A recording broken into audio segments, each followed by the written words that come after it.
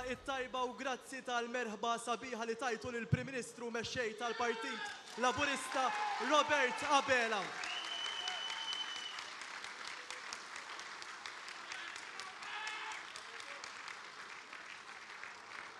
Insellmilkom u nilqakom għall-attività politika oħra fi sfond ta' kampanja elettorali li se twassalna l-jum l-għażla 8 ta' Ġunju li ġej blajta tal-Partit Laburista tkun is-saħħa lil Maltin. Insellem ukoll daw kollha li propju qegħdin isegwuna permezz tal-mezzi soċjali tal-Partit Laburista.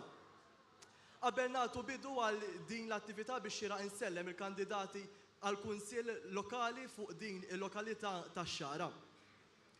Is-Sindku Aaron Aġus.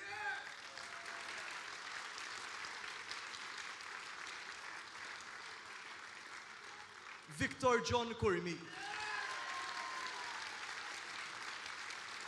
Marion Rita Portelli.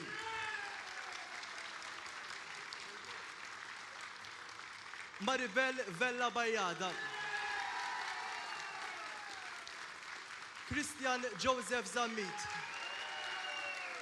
U Victor Zammit. Insellmu wkoll il-kandidati kollha li se joħorġu fuq il-lokalitajiet ta' Sannat u San Lawrenz. Għal-lokalità ta' Sannat Filip Kassar. Marija Kassar Sultana. Francis Gallia.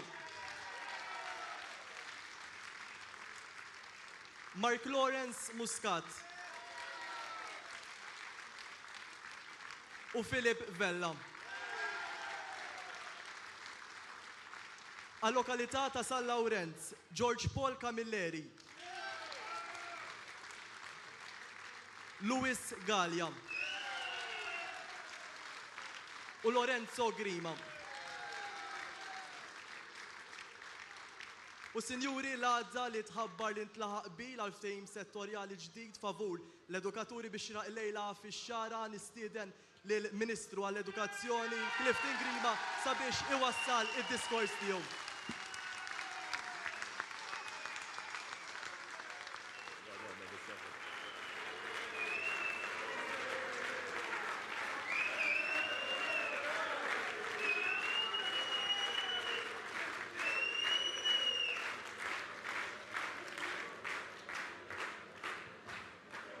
Poplu tax-Xara, grazzi minn qalbna tal-merħba kbira li tajtuna, grazzi tal-merħba li tajtu lill-Prim Ministru tagħna, Robert Abela.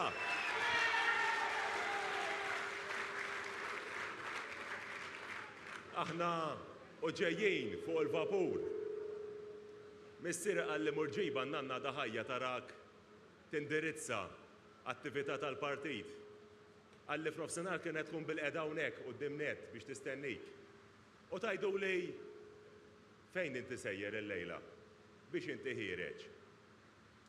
Sejjer lejn il-fatt li bħal ħafna minnkom jiena tifel tal-partit.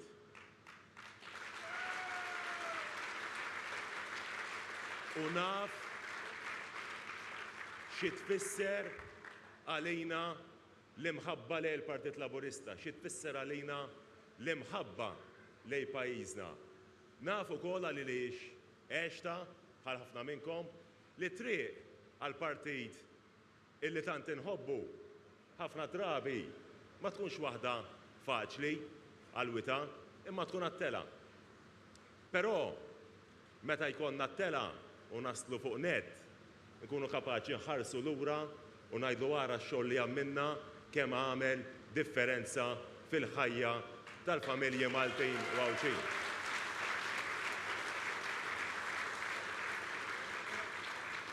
U dan ix-xogħol li qegħdin insemmu isir bis-saħħa tagħkom, isir bil-fiduċja tagħkom.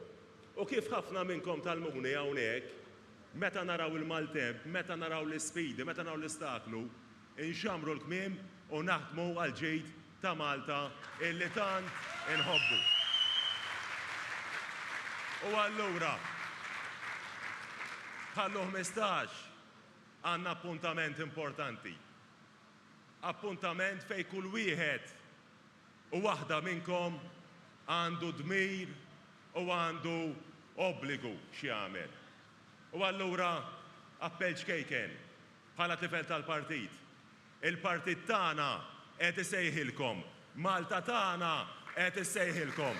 Mela 15 oħra morru u vvotaw il-kandidati kollha tal-Partit Laburista il għaliex aħna rridu jirrappreżentana min verament iħobb il-Malta, il għaliex għalina Malta tiġi l-ewwel u qabel kollox.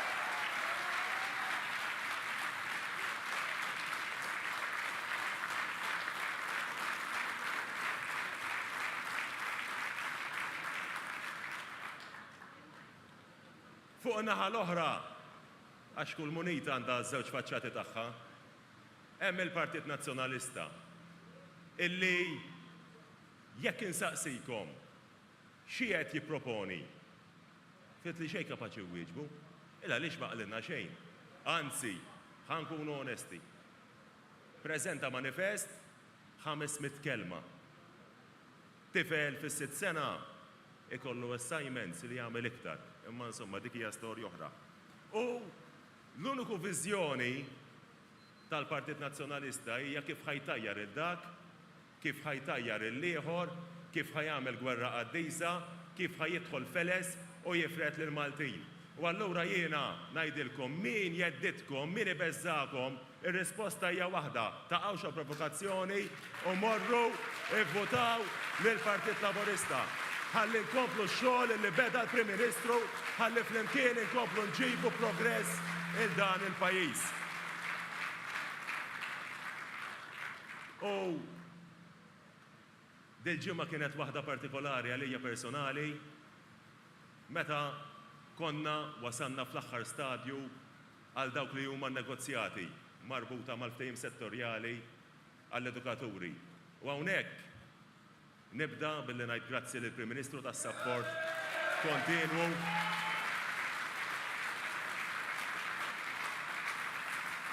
Litteralment pass ta' triq imxejnieh flimkien, grazzi anka lill-impjegati taċ-ċivil ta' l-Industrial Relations Unit, is-Segretar Permanenti fih dan il-Ministeru, l-ħaddiema tas-segretarjat tiegħi, illi flimkien mal-Malta Union of Teachers wasanna għal xi ħaġa li hija bla preċedent. Il għaliex l-edukaturi għandhom rwol ċentrali fis-sistema edukattiva tagħna. L-edukaturi huma kruċjali fl-iżvilupp tat-tfal tagħna u l-edukaturi ħaqhom kull rispett. U mill-kliem għaddejna l-fatti u qedna fuq il-mejda xi ħaġa li qatt ma rajna bħala. Qatt ma rajna bħala. U meta tibda tara dak illi offrejna, meta tibda tara li qegħdin nagħtu rikonoxximent, l-LSCs, il-kindergarten educators, l-allima tagħna, il-management ġewwa l-iskejjel. Qegħdin nassiguraw ukoll illi ninvestu mhux biss fil-preżent ta' dal-pajjiż imma anke fil-futur. Illa għaliex l-edukaturi huma kruċjali sabiex it-tfal tagħna permezz tas-sistema edukattiva tagħna jilħqu l-iżvilupp sieħ tagħhom. Ikollhom dawk il-ħiliet illi jassiguraw illi għada pitada il-ħolm tagħhom isir realtà. U kif dejjem kien il-Partit Laburista fil-Gvern illi ra li jkun hemm edukazzjoni għal kulħadd, għal darb'oħra reġa' qed ikun il-partit tagħna, il-partit tal-Maltin u l-awċin kollha illi qed jassigura qabża oħra fil-kwalità. U din hija xi ħaġa importanti ħafna. Il għaliex smajna ħafna retorika min-naħa tal-Partit Nazzjonalista dwar l-edukazzjoni. Huma jgħidu li huma biss il-partit tal-edukazzjoni. Imma mbagħad jekk wieħed jiftaħ il-kodba tal-istorja, jekk wieħed jara dad-diskors kollu ta' rispett fi żmien Partit Nazzjonalista kien jiġi transmess f'żidiet fil-pagi u jekk wieħed jara 25 sena ta' gvern nazzjonalista ftit li xejn kien hemm ċaqli fil-pagi tal-edukaturi tagħna u aħna llum wiċċna me qudiem neġu hawnhekk u ngħidu lil Maltin u l-Awċin illi bil-fatti ħankunu qegħdin naraw l-ikbar żidiet illi qatt saru, żidiet li mhux marbuta ma' sigħat addizzjonali, żidiet li mhumiex marbuta ma' kwalifiċi addizzjonali. U provaw ibeżżawhom mill-edukaturi, provaw idaħlu feles bejn l-edukaturi.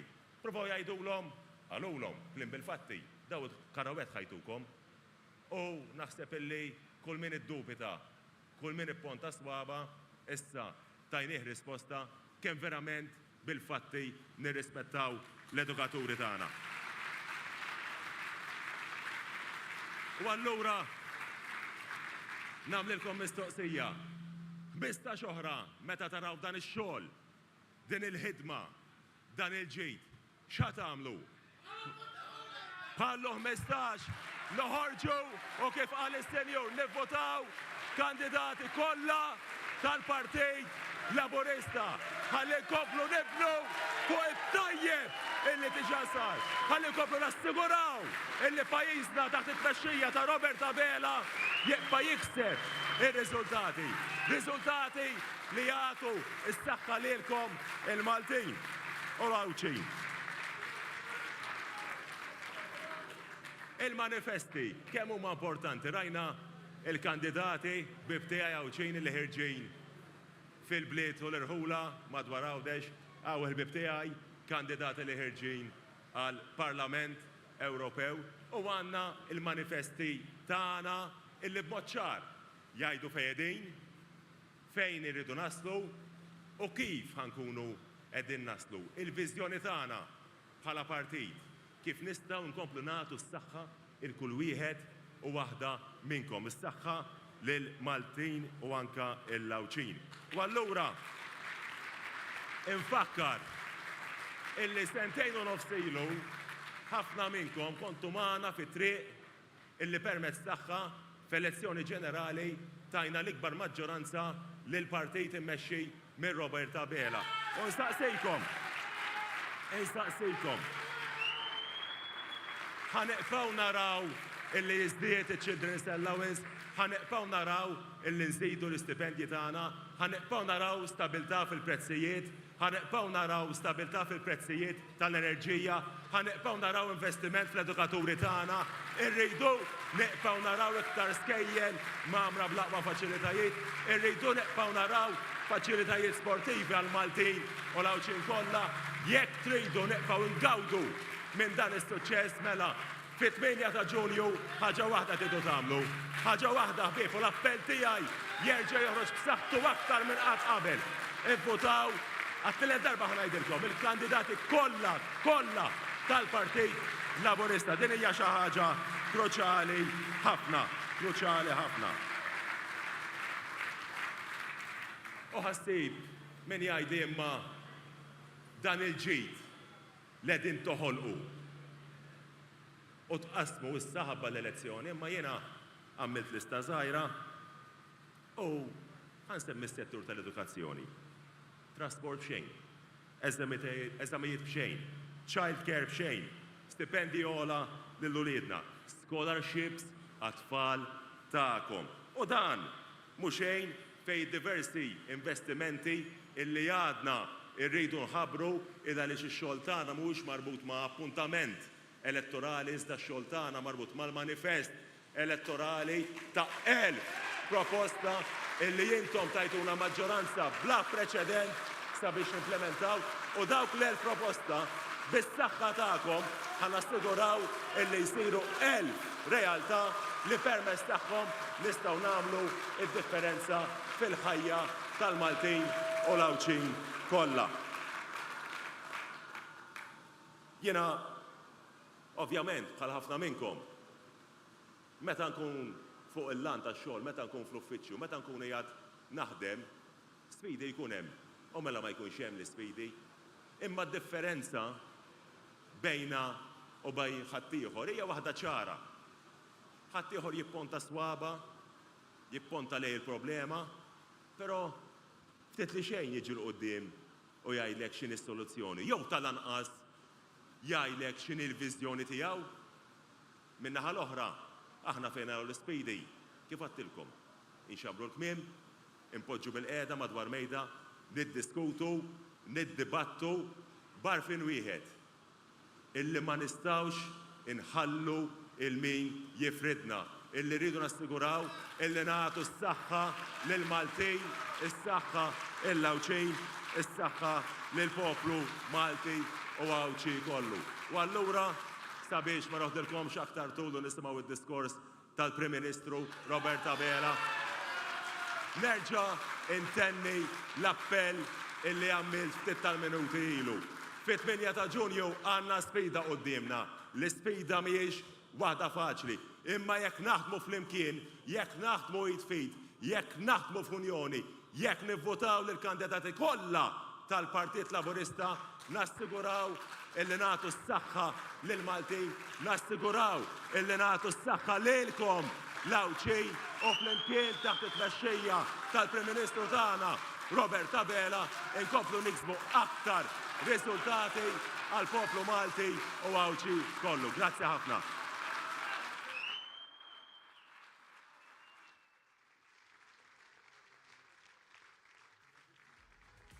Grazzi hemmhekk lill-Ministru Clifton Grima, issa nilqgħu lill-Prim Ministru mexxej tal-Partit Laburista Robert Abela.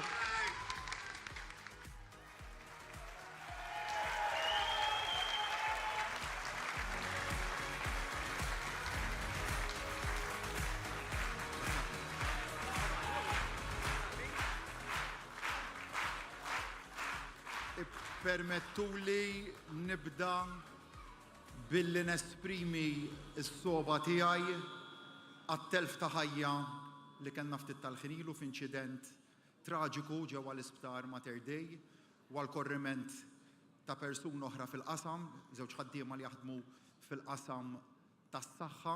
Is-soba tiegħi għal dan l-inċident u nagħti l-kuraġġ lill-familjari rispettivi taż-żewġ ħaddiema.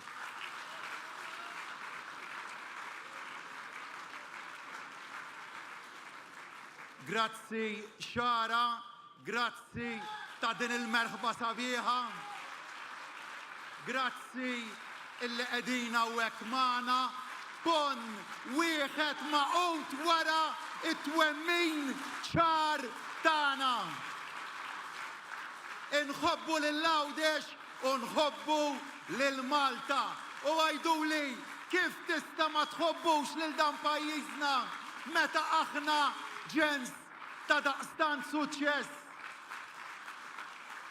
Nazzjon illi jħares il-qudiem b'kunfidenza. Namlu dan għaliex l-isfidi meta jiġu u ġew ħafna kbar kemm huma kbar nelbuhom waħda wara waħda. Kemm inqalaf dal-aħħar 4 snin pandemija, gwerra oħra, xokkijiet internazzjonali, tan-naħa l-oħra mbagħad il-ħin kollu jgħidulna illi l-Labor spiċċa u minflok noħorġu b'aktar saħħa kull darba.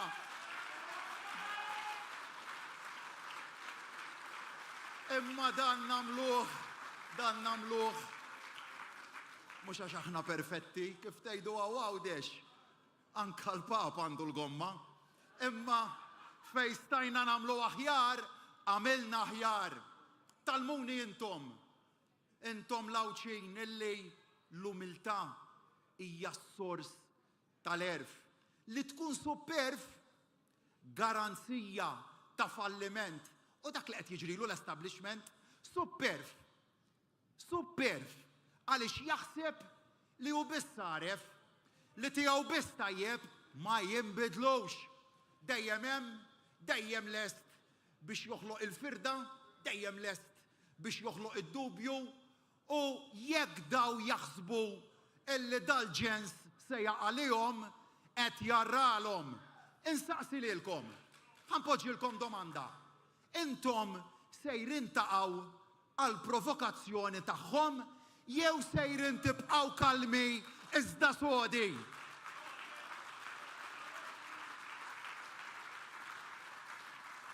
U nifhem, naf, din hija triq liebsa, it-triq tal-umiltà, it-triq tal-paċenzja.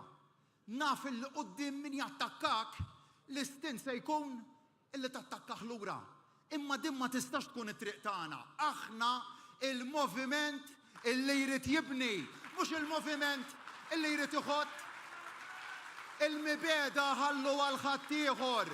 Il-mibeda ma tikx sodisfazzjon.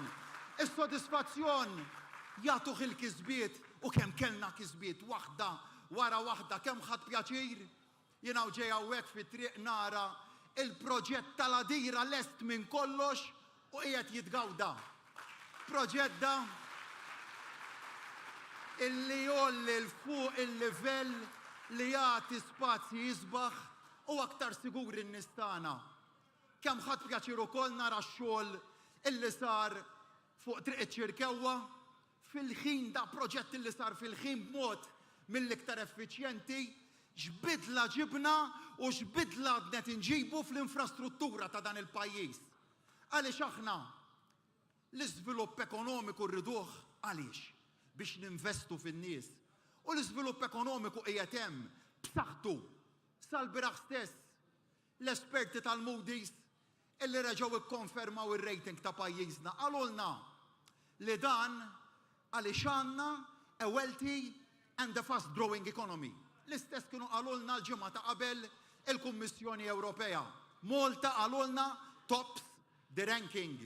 U sakemm tibqgħu tisilfun il-fiduċja tagħkom sejjer nagħmel ħilti kollha biex iva dal-pajjiż jibqa' storja ta' suċċess iva.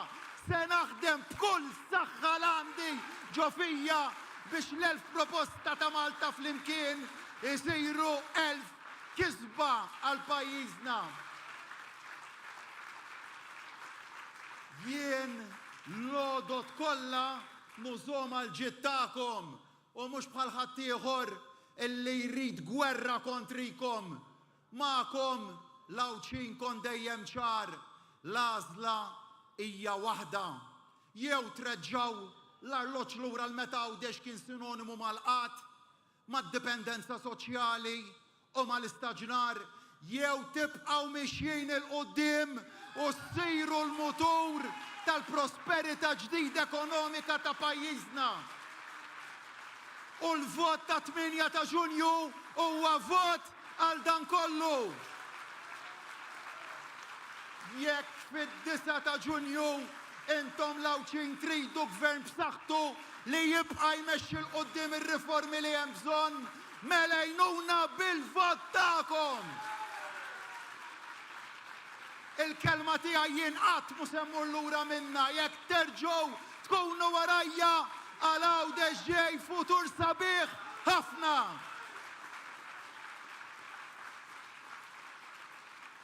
Kellimtkom dwar dan f'kull laqgħa li ġejt hawnhekk magħkom. Ara ħadd ieħor qalilkom xi jrid tal-Għawdex jew qalilkom biss illi jrid ipinġikom blu. Ma nbidlux. L-ewwel kienu jgħidu li Għawdex tagħhom. Issa jgħidu illi Għawdex iriduh blu. Naf kemm intom kburin bil-mod li bih Għawdex mexa l-qoddim f'dal-aħħar snin. Wara kollox Għawdex jinsab biex il-qoddim bis-saħħa ta' kull wieħed u waħda minnkom. Kull kisba li għamilna l-Għawdex kienet bis-saħħa ta'kom, bil-vot ta'kom ukoll. U għalhekk tridu terġgħu twieġbu bil-vot ta'kom fit-8 ta' Ġunju. Konvint għaliex nafkom sewwa, naf kemm tħobbu lil din il-gżira.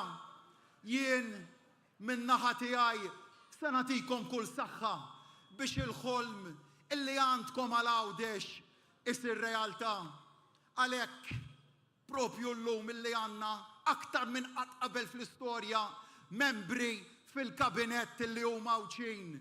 Spiċċa żmien illi l-Awċin jiġu jwaduhom fl-elezzjoni u mbagħad kollox jibqa' fuq il-karta wara. Miegħi tafu fejn qegħdin. Il-kelma tiegħi magħkom torbotni u dan namlu mhux biss għax inħobb il-Għawdex imma x'inħobb il-Malta wkoll. Il-bidliet illi se nagħmlu hawnhekk ġewwa dil-gżira tant sabiħa se jkunu mera ta' dak li rridu nagħmlu ġewwa Malta, l-importanza tal-estetika fil-binjiet tagħna, l-importanza tal-ispazji komuni bħala sors tas-sens ta' komunità fostna, l-importanza mbagħad ukoll li meta niżviluppaw u nimmodernizzaw ma ninsewx dak li aħna u laqqas dak li konna. U nemmen illi intom lawċin din l-istrateġija se tħadmuha b'suċċess. Imma biex dan kollu jseħħ hemm bżonn nazzjoni waħda importanti. Tridu tivvotaw għall-Partit Laburista fit-8 ta' Ġunju.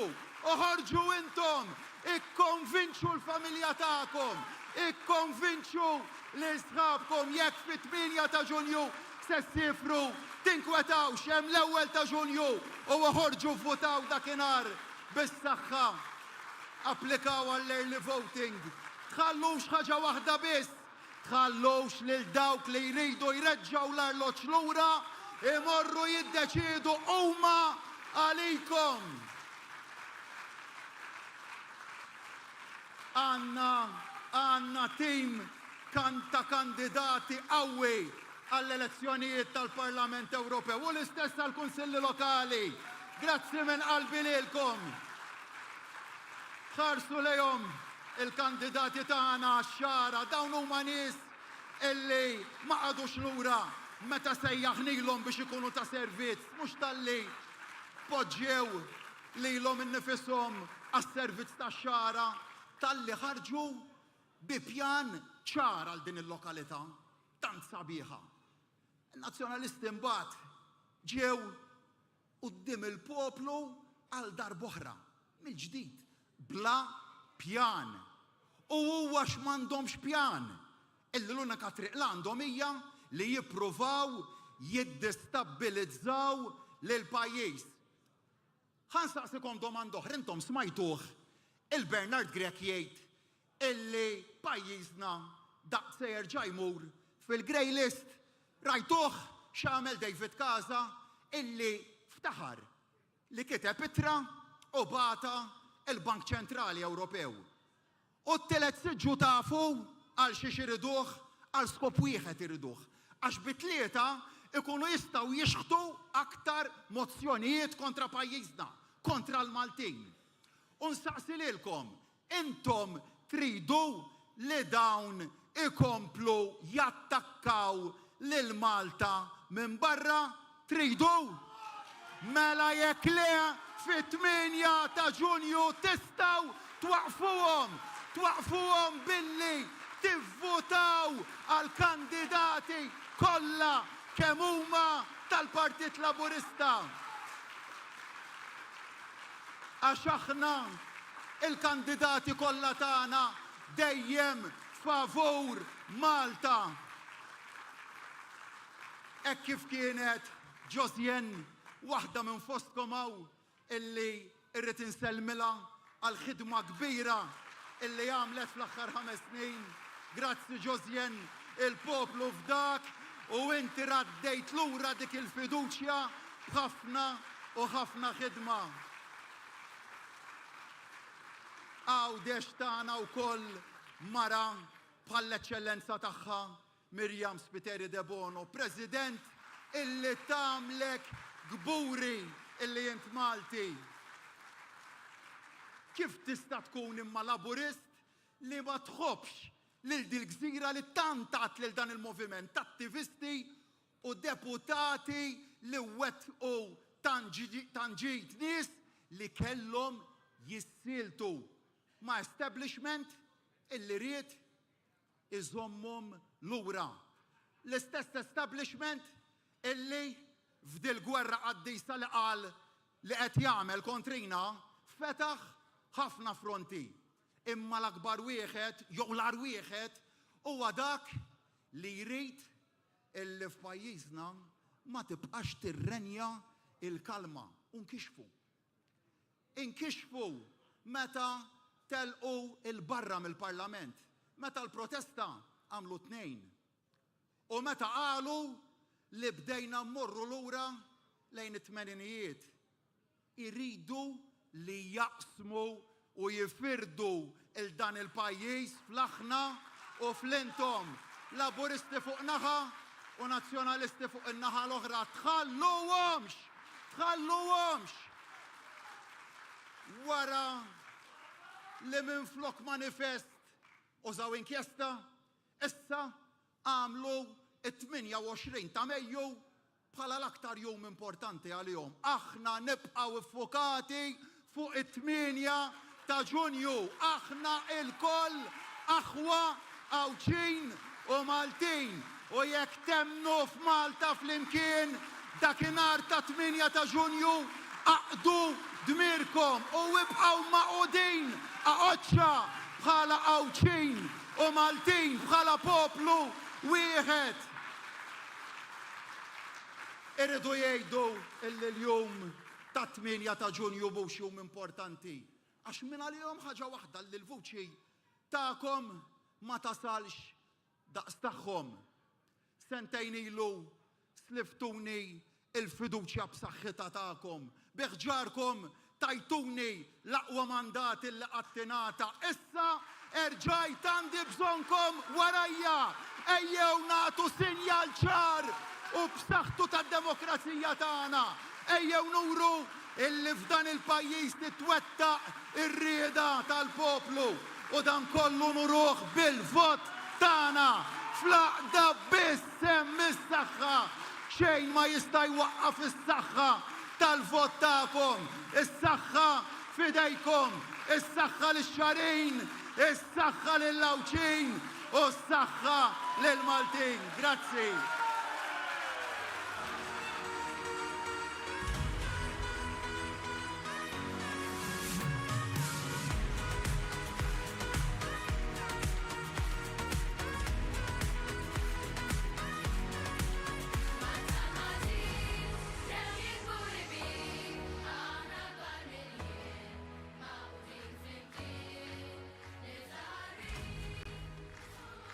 Grazzi hemmhekk lill Prim Ministru mexxej tal-Partit Laburista Robert Abela. Hawnhekk ġejna fit-tmiem din l-attività politika fix-xara nfakkarkom fil-Masreli għadha bħal ormi fl-10:09 ta' filgħodu. Dak kien kollox minn naħa tiegħi hawnhekk insemmilkom u nawguralkom il-kumplament tal-lejla tajba.